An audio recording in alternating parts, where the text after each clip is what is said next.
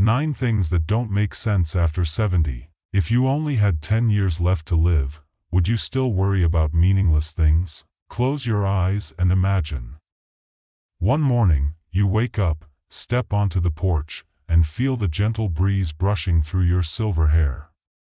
You look down at your hands, the wrinkles have deepened, the veins more pronounced with time. Another day has passed. And then, you ask yourself, have I truly lived? How many years have I spent worrying about things that don't really matter? Have I let life pass by the way I wanted, or have I simply lived according to the expectations of others? I was once like you. My entire life was a series of worries, worrying about how others saw me, whether I was good enough, how people would judge me if I dared to live differently. I held on to relationships, responsibilities, and invisible burdens that I believed I had to carry for life. I feared that if I let go, I would lose a part of myself. But then, one day, I realized that these burdens were never truly mine to bear. It took me far too long to understand that letting go does not mean losing, it means reclaiming my freedom. I no longer want to spend the rest of my days in exhaustion, trapped in invisible fears. I don't want to wake up one day and realize that I've wasted a lifetime worrying about things I should have let go of long ago. There are things I wish I had let go of sooner. And if you, too, are searching for lightness and freedom in the years you have left, listen to this story. 1. Stop fearing aging, learn to appreciate what you have. I used to be afraid of growing old. Every morning, I would wake up, look in the mirror, and see the marks of time etched deeper on my face. The wrinkles grew more pronounced, my hair no longer held the color it once did. I avoided family photos, not wanting to see myself looking older with each passing year. I tried to hold on to my youth by wearing vibrant clothes, covering my gray hair, and convincing myself that I was still young. But no matter what I did, time continued to pass silently and steadily. Then one day, I flipped through old photographs. I saw myself at 20, eyes bright but filled with worries. I saw myself at 30, busy with work and family, never taking a day truly for myself. I saw myself at 40 and 50, always running, always chasing responsibilities and societal expectations, forgetting that life is not just about achievements but about the moments we actually live and enjoy. At that moment, I realized something important. Aging is not the end, it is a reward. Every wrinkle on my face is not a sign of decline but proof that I have loved, endured pain, and weathered storms while still standing strong today. Every gray hair is evidence of a life rich with experiences. Every line on my hands is a reminder of the work I have done, the sacrifices I have made, and the love I have given. So why should I fear aging? Why should I run from something that is an inevitable part of life? I no longer want to hide from it. I no longer want to deny the truth that each day, I am growing older. I now understand that true beauty does not come from youth but from experience and the peace that comes with acceptance. Aging does not take anything away from you. It simply gives back everything you have lived. But to truly embrace aging with peace, I realized that there was still one more lesson I needed to learn. I had to stop living for the approval of others. 2. Stop living for the approval of others, live by your own values. My entire life, I had always sought validation. I worried about how I appeared in the eyes of others, from the way I dressed and spoke to the important decisions I made in my life. I used to believe that if I did everything right, if I lived according to society's expectations, I would be accepted and loved. But then, one day, I asked myself, were the people I had tried so hard to please actually living my life for me? When I felt exhausted from doing things I didn't enjoy, did anyone truly understand how I felt? Would anyone walk with me until the end of my journey, or was I simply forcing myself to follow standards that were never mine to begin with? The truth is, no one can live my life for me. No one can feel my pain or understand the unfulfilled dreams I still carry. No one truly knows everything I have been through, so why should I let them decide how I live? I used to be afraid to decline invitations I didn't want to accept. I forced myself to attend gatherings I had no interest in. I lived in fear of judgment, constantly holding myself back because I was afraid that if I chose a different path, I would be left behind. But after turning 70, I realized that life is too short to live according to someone else's expectations. I no longer care about the opinions of others.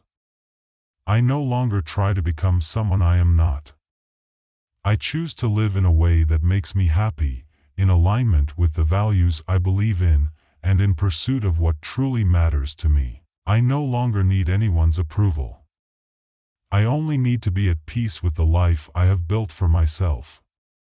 I choose freedom, I choose serenity, and I choose to live in a way that makes me feel truly fulfilled. Life is too short to live for someone else. 3. Let go of toxic relationships, only keep those who truly appreciate you. I used to believe that the longer a relationship lasted, the more valuable it was. Friends and family who had been with me for a long time surely couldn't just be left behind, could they? I tried to maintain those relationships, not because they still brought me joy, but because I was afraid of facing change. I told myself that if I had known someone for years, I had a responsibility to stay in touch, to continue conversations that no longer interested me. But then, one day, I realized that not everyone deserves a permanent place in my life. There were conversations that only left me feeling drained. There were meetings where I walked away feeling heavier than when I arrived.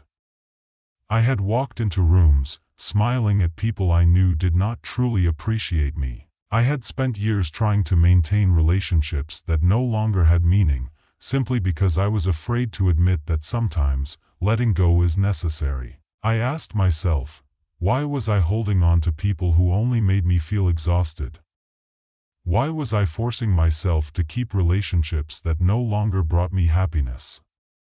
I had spent a lifetime building relationships, yet I had never stopped to question whether they were truly worth keeping. When I finally learned to let go, I realized that it was not an act of selfishness, but a way of protecting myself. I chose to spend time with people who genuinely brought me joy, those who valued me for who I was and not for what I could do for them. I chose to be around those who truly listened, who truly appreciated my presence. I no longer felt guilty for ignoring phone calls I did not want to answer, nor did I force myself to attend gatherings just to please others. Perhaps we have all had relationships like this, people we hold on to out of habit rather than genuine connection. But ask yourself, does this relationship make me feel better about myself? Do I truly want to spend time with this person? If the answer is no, then it is time to let go. Not because you despise them, but because you deserve peace. Letting go does not mean cutting ties abruptly. It is a process, a shift in perspective. It is about holding on to what is truly valuable and allowing what no longer serves you to naturally drift away. 4. Simplify life. Happiness does not lie in material possessions. But relationships were not the only thing I needed to learn to let go of. I also realized that for many years, I had spent too much time accumulating things I didn't truly need. I used to believe that the more I had, the happier I would be. I took pride in my house filled with belongings, my closets overflowing with clothes, and the keepsakes I had held onto for decades. Then, on an ordinary day like any other, I sat down in my room and looked around. I saw closets packed with clothes I rarely wore, gifts from years past that I couldn't bring myself to throw away, and items I had convinced myself I might need someday but had never actually used. I realized that I wasn't just holding on to these objects, I was also holding on to old emotions, clinging to memories out of fear that if I let go of these things, would also lose a part of my past. But I was wrong. I came to understand that memories do not reside in material things, they live in our hearts. The beautiful moments I had experienced would always remain, even if the objects associated with them were no longer there. So, I started decluttering. I gave away what I no longer used. I sold or donated items I once thought I could never part with. And strangely, the less I owned, the lighter I felt. I was no longer weighed down by lifeless possessions. I no longer felt anxious about keeping things simply because I had once owned them. Instead, I focused on what truly mattered: a meaningful conversation with a loved one, a peaceful morning with a warm cup of tea, a good book rather than a house cluttered with unnecessary belongings. And what about you? Are you holding on to things that no longer serve your life? What truly brings value to you at this moment? If there is something in your life that no longer makes you happy, perhaps it is time to let it go. Happiness does not come from what you own. It comes from what you cherish. The less you own, the more freedom you have. 5. Stop clinging to habits that no longer bring you joy. I used to have habits that I thought would stay with me for life. Every morning, I would wake up and make a cup of coffee, the same way I had done for the past 30 years. I would spend hours tending to my garden, reading the same newspaper every day, and attending clubs that no longer interested me. All of these things had once been sources of joy, essential parts of my life. But then, one day, I asked myself, does this truly make me happy? Or am I just doing it because I always have? That question startled me. I realized that I no longer felt the same joy as before. I was doing things out of habit, out of routine, rather than out of genuine enjoyment. But why did I keep going? Because I was afraid of change. I had grown so accustomed to these routines that I believed if I let them go, I would lose a part of myself. Then, I decided to try something new. I replaced my familiar cup of coffee with a cup of herbal tea. I stopped reading the news every morning and instead spent my time listening to soft music, appreciating each note as it played. I tried learning a new skill, meeting new people, and opening myself up to experiences I once thought were not for me. And I realized that each day could be different. Each day could bring a new kind of joy if I dared to try. I was no longer someone trapped by outdated habits. Instead, I became someone willing to explore new possibilities, even after turning 70. Ask yourself, are you doing something simply out of habit rather than genuine joy? If the answer is yes, perhaps it is time for a change. 6. Learn to appreciate those who truly stay, who will walk with you until the end. All my life, I believed that having many friends was a blessing. The birthday calls, the holiday messages, the lively gatherings filled with laughter, all of these made me think I had a rich social life. But when I went through difficult times, when my health declined, when the days of loneliness stretched on, I realized that the number of friends I had did not matter as much as who actually stayed. There were people I once considered close friends, yet when I needed them, they disappeared. There were people I never expected to rely on, yet they stood by me without needing to be asked. That was when I understood that not everyone will walk with us until the end of our journey. Some people are only meant to be part of a certain phase in our lives before they drift away. That is not something to be saddened by, it is simply the reality of life. I learned to let go of superficial relationships where I was always the one reaching out but never truly receiving the same effort in return. I stopped trying to stay in touch with those who only contacted me when they needed something. I no longer maintained meaningless conversations just to keep a relationship that had lost its value. Instead, I now spend time with those who genuinely matter, people who, even if we do not meet often, I know will always be there when I need them. I no longer need a long list of acquaintances. I only need a few people who truly cherish me, just as I cherish them. Life is too short to keep investing in half-hearted relationships. Cherish those who truly care for you, and be willing to let go of those who are merely shadows in your life. 7. Stop comparing yourself to others. Be proud of your own journey. For years, I had a habit of looking at other people's lives and asking myself, why do they have more than I do? I compared my house to my neighbor's, wondering if mine was big enough or beautiful enough. I compared my children to others, questioning whether they were more successful, more dutiful.